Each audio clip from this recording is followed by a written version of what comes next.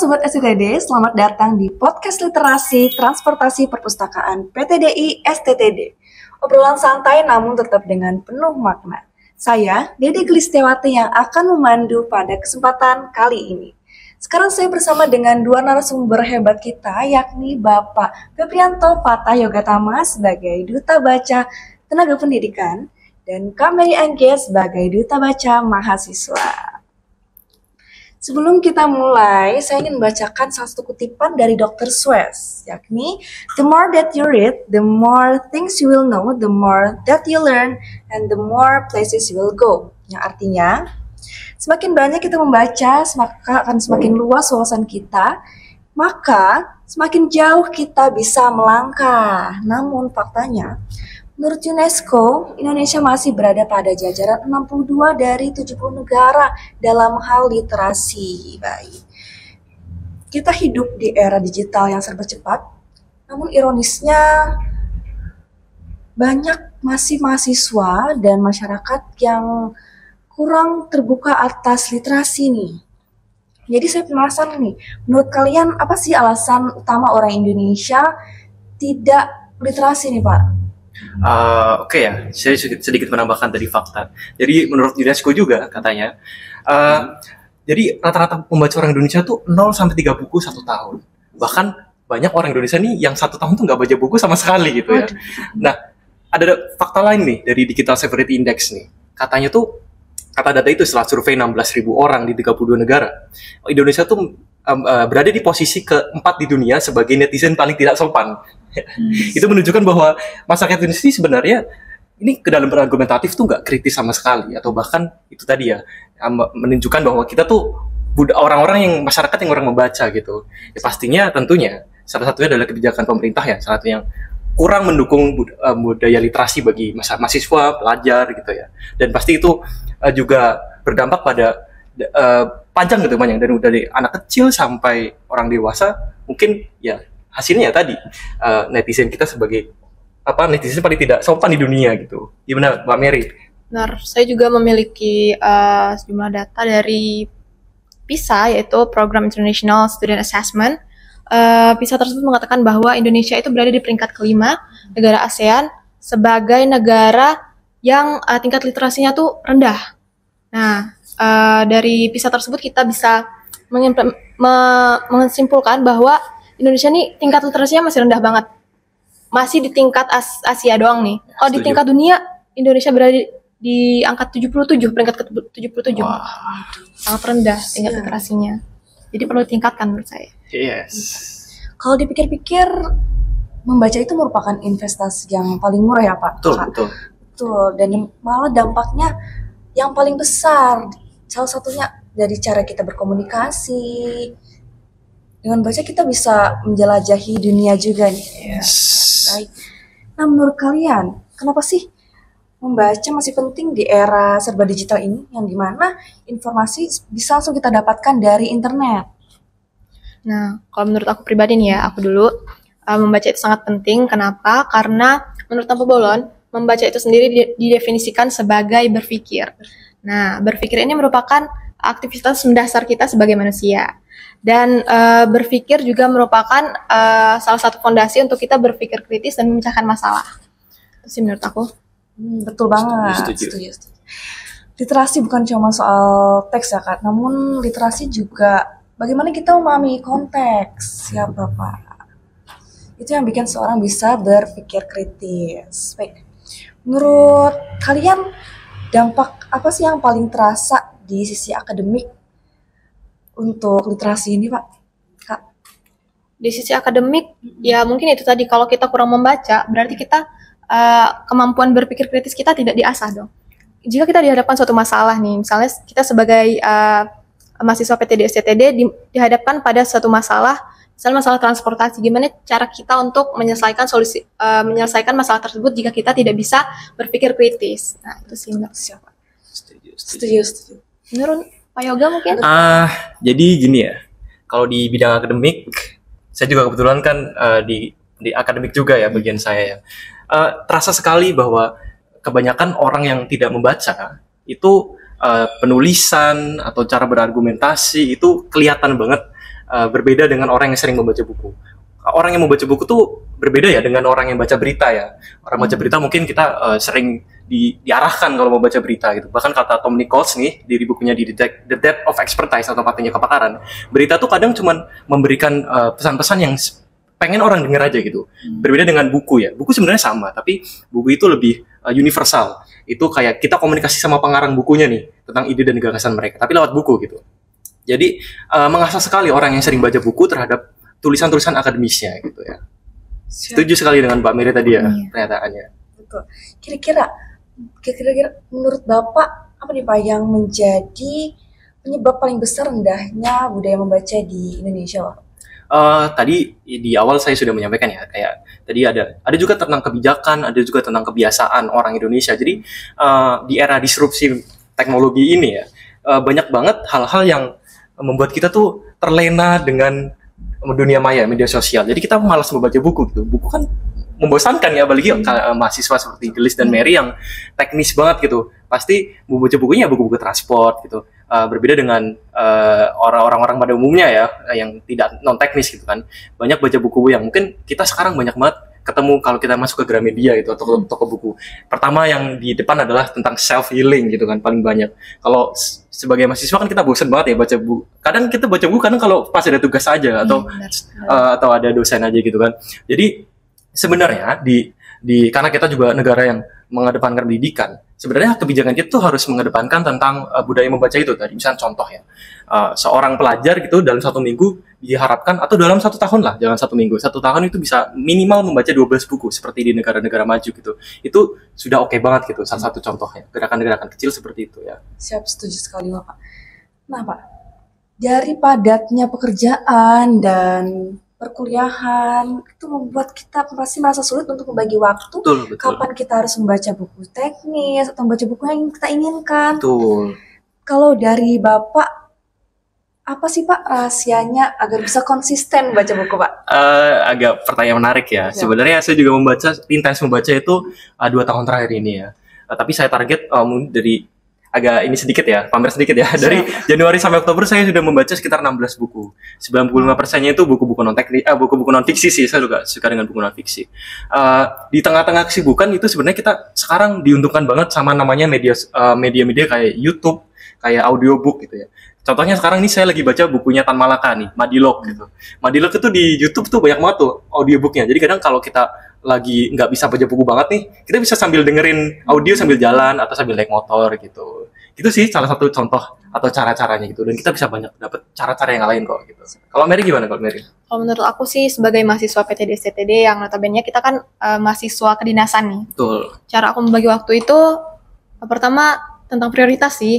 Kita harus menyukai dulu aktivitas yang mau kita biasakan. Nah, membaca ini bukan aktivitas yang harus dipaksakan kayak harus disuruh dulu baru membaca. Jadi kita harus mulai menyukai membaca dulu, menemukan bacaan yang kita sukai, terus kita biasakan dan menjadi hobi. Oke. Setuju sekali Kak.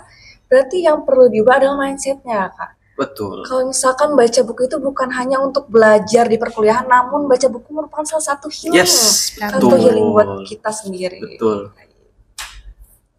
Menurut Kakak nih Kak, bagaimana peran perpustakaan kita dalam menumbuhkan budaya membaca Kak?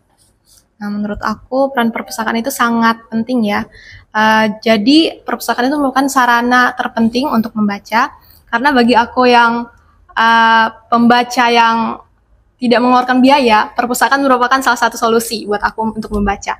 Di perpustakaan kita nggak bayar, kita bisa minjam buku, baca di tempat, dan juga di sini tersedia akses wifi. Jadi kita kalau mau nugas tuh enak banget di sini. Berarti perpustakaan PTDI STTD merupakan safe place buat Kak Meris. Ya, comfort zone. Kalau menurut Kak Yoga gimana sih? Tadi Gelis bagus banget sih, katanya perpustakaan itu jadi tempat healing ya. Bagi saya sih setuju ya, tempat healing banget ini karena pertama tenang gitu kan. Kalau di perpustakaan STTD semoga sih semua membaca ya. Karena kita di perpustakaan umum tuh ada juga yang nggak membaca tuh, kayak misalnya pacaran gitu ya. itu sering kita temui. Tapi balik lagi, perpustakaan menurut saya tuh jadi tempat healing, self healing. Bahkan sekarang itu perpustakaan itu bahkan jadi tempat untuk menyembuhkan mental health kita katanya. Banyak penelitian yang menyebutkan bahwa perpustakaan itu jadi salah satu tempat yang menyembuhkan mental health kita selama ini. Dan itu works banget bagi saya. Saya lebih senang lihat rak buku daripada rak sepatu atau rak. Jadi kalau ke toko atau ke mall itu saya paling senang ke toko buku sih, dan perpustakaan tentunya juga salah satunya. Siap, Pak. Jadi Pak, nah kalau kita tarik lebih luas lagi Pak, banyak permasalahan di Indonesia ini terkait politik, sosial bermasyarakat itu malah jadi masalah yang berkembang besar karena kurangnya literasi masyarakatnya nih Pak. Jadi menurut Bapak, sejauh mana sih buku bisa memberikan dampak nyata untuk memperbaiki kondisi di Indonesia Bapak? Wih, berat ya. Berat. Kondisi di Indonesia nih. Siap. Kebetulan saya suka baca buku politik, saya suka baca buku tenang. Akhir-akhir ini saya suka baca buku filsafat. Jadi buku itu ajaib sebenarnya ya. Buku itu tuh sebenarnya ibarat kayak motor penggerak seseorang atau bahkan massa nih. Kita contoh kemarin ya, ada kejadian demonstrasi kemarin. Demonstrasi kemarin itu kan sebenarnya muncul dari media sosial ya. Itu kan sebenarnya bentuk lain dari literasi gitu kan. Tapi kita bayangkan di zaman dulu nih, di zaman-zaman revolusi negara-negara nih, buku itu sangat penting dalam menggerakkan massa atau menggerakkan orang. Founder-founder kita deh, Bung Karno, Bung Hatta, itu sangat dekat dengan buku gitu. Bagaimana mereka itu menyelesaikan masalah-masalah di negaranya itu dengan sumbernya buku gitu, Kalau kita lebih jauh nih, banyak, you name it lah, siapa tokoh revolusioner di dunia ini yang nggak dekat dengan buku. Dari mulai Eropa, Asia, bahkan Afrika pun, mereka orang-orang yang dekat dengan buku. Jadi, literasi buku atau membaca buku, budaya membaca buku itu sangat dekat atau berkorelasi dengan bagaimana cara kita tuh menyelesaikan masalah-masalah di masyarakat kita gitu. Salah satunya seperti itu. Baik, saya setuju sekali Pak dengan Bapak. Kalau menurut Kakak Mary gimana nih Kak? Nah, kalau dikaitkan dengan Indonesia, saya ada bacaan nih, meskipun bacaan fiksi, tapi mungkin ngena dengan isu-isu di Indonesia. Salah satunya adalah Teruslah Bodoh Jangan Pintar. Itu mengulik tentang isu politik, di mana ada satu tambang yang diceritakan dalam buku tersebut, yang membuat pembacanya ini melek akan politik gitu. Jadi nggak bisa cuma dibodohin, tapi harus aware sama lingkungan sekitar, harus aware sama isu-isu politik. Kemudian yang relate juga dengan isu di Indonesia adalah menurut saya buku self development, karena di era Gen Z ini yang katanya Gen Z itu daya juangnya lemah dalam tanda kutip, ya buku-buku motivasi seperti buku Andrea Hirata itu banyak dalamnya motivasi, mungkin bisa membangkitkan semangat para pemuda agar daya juangnya lebih besar lagi. Izin Kak, saya ingin bertanya nih Pak, karena kan saya kan kepo juga nih sama bacaan-bacaan dari Duta Baca. Saya pengen tahu, akhir-akhir ini buku yang lagi Bapak dan Kakak baca buku apa aja nih Pak? Saya dulu ya. Siap, Pak. Tadi saya udah nyampain kalau saya lagi baca bukunya Tan Malaka ya, Madilog gitu ya. Tan Malaka itu pintar banget gitu memberikan cara atau penyampaian yang substantif tapi enak gitu dibacanya untuk kalangan seperti saya. Coba kalian coba baca di buku Tan Malaka itu bagus banget. Nah itu tadi salah satunya ya, saya lagi senang baca buku tentang politik, tentang transport juga kadang-kadang sih. Tapi saya lagi senang baca politik dan sosiologi masyarakat Indonesia gitu. Baik Pak, menarik sekali. Kalau dari Kak Mary, apa nih Kak buku yang Kakak sekarang lagi baca nih Kak? Kalau Pak Yoga kan buku tentang politik dan lain sebagainya. Kalau saya itu lebih ke buku fiksi sih. Saya senangnya novel. Kemudian pada awalnya saya ngira baca buku novel tuh kayak useless, kayak nggak ada guna. Ternyata makin kesini dari membaca novel kita juga bisa lebih meningkatkan empati karena kita menempatkan diri sebagai tokoh di cerita tersebut. Kemudian membaca novel juga banyak moral of the story dari buku-buku yang dibuat oleh penulisnya. Terus apalagi ya?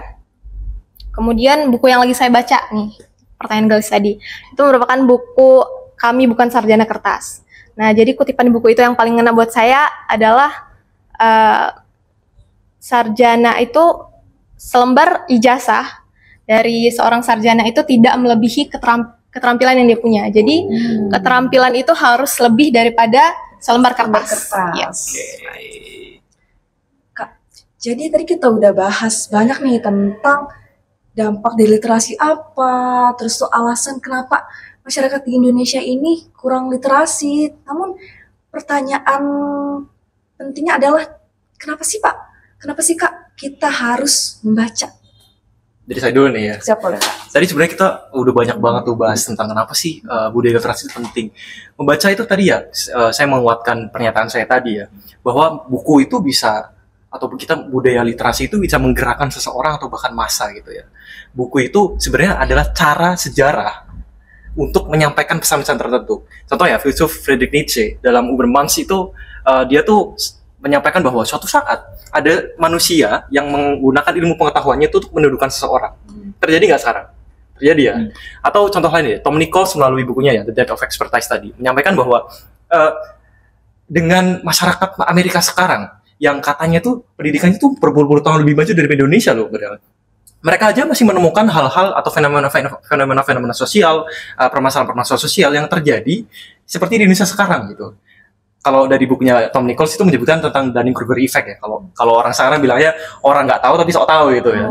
Atau bahkan contoh lain ya, kayak bukunya logika komunikasinya oleh Al-Farabi gitu, menyampaikan bahwa di zamannya Al-Farabi aja itu udah banyak pernyataan-pernyataan yang nggak logis gitu, tapi dijadikan doktrin atau dogma gitu. Terjadi juga sekarang nih. Jadi sebenarnya buku itu alat sejarah untuk menyampaikan pesan-pesan tertentu. Ini dulu terjadi dan kita nih sekarang harus memperbaiki dari masalah-masalah yang terjadi zaman dulu gitu. Jadi sebenarnya kalau kita banyak membaca, seharusnya kita banyak solusi terhadap masalah-masalah yang terjadi saat ini. Gitu sih. Baik, Pak. Terima kasih, Pak. Iya. Kalau dari Kak Mary nih, Kak, bagaimana, Kak? Kenapa sih kita harus baca? Menurut saya membaca merupakan aktivitas yang sangat mendasar, apalagi kita sebagai mahasiswa. Kalau kita nggak membaca, kita nggak tahu nih dapat informasi dari mana. Kita nggak tahu apa yang akan kita olah ke depannya. Jadi membaca itu merupakan satu aktivitas mendasar dan sangat krusial. Baik.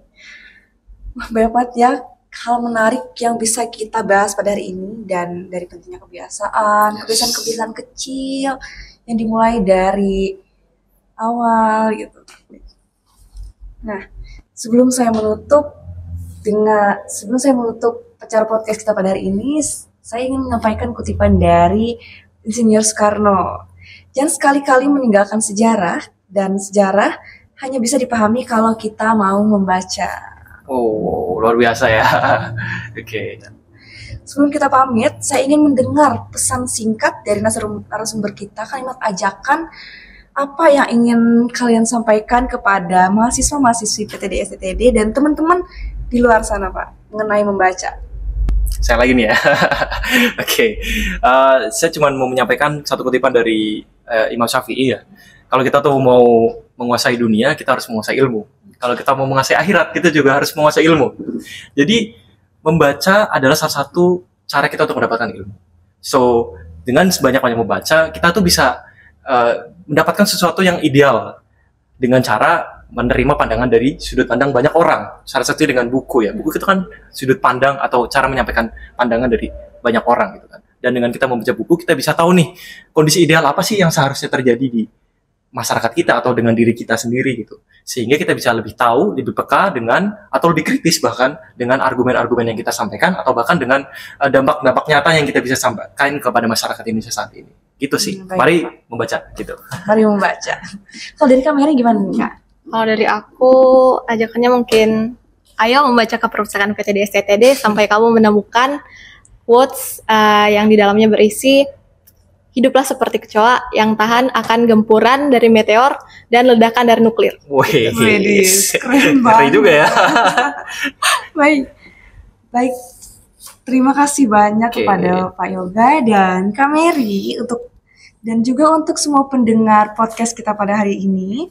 Mari hidupkan budaya literasi PTD STTD, karena membaca bukan sekedar kewajiban akademik, tapi langkah maju menuju masa depan yang cerah. Terima kasih. Bye-bye.